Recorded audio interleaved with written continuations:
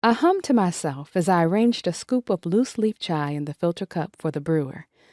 The sun was shining, even though it was cold out, reflecting against the clean white contours of my gourmet kitchen. I wasn't expected at the office today, and I'd just gotten word that one of the other players I was responsible for, a running back who was only 2 years out of the draft, had just signed his first endorsement deal. Today was a good day.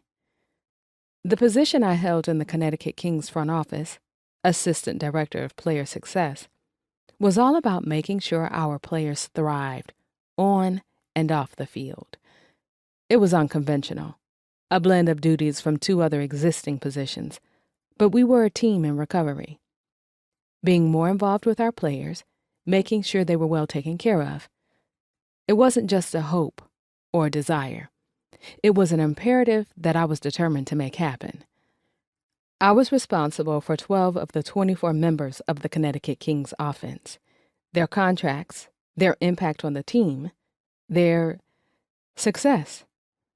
From referring them to financial advisors to keep them from going broke, to pulling strings to get them ESPN interviews for commentator positions when they retired, to making sure their parents had prime seats. It was up to me to make sure that their off-field, and sometimes on-field experience within our team was a good one. It was difficult and demanding, and I loved it most of the time. Today, though, I wasn't planning to physically deal with anybody. My assistant was in my office handling paperwork that I would sign off on tomorrow. I had a couple of phone calls scheduled, but nothing big. The heaviest lifting I planned to do today was my oversized, chevron-printed mug of chai and my e-reader while I curled up under a blanket in front of the fire. It's going to be perfect. The thought hadn't even completely crossed my mind before the phone rang. "Yes, Presley," I answered for my assistant as I pulled my cup from the brewer.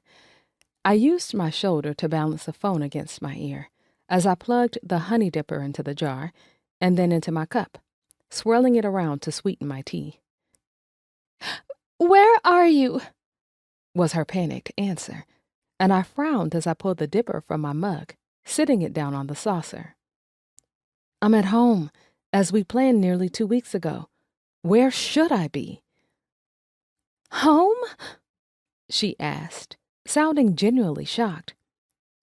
"Oh, I guess I would have—" "Out with it, Presley. What the hell is going on?" She let out a heavy sigh from the other side of the phone. "I guess you haven't been on social media this morning." My heart dropped to somewhere around my belly button. I was purposely avoiding it. What happened?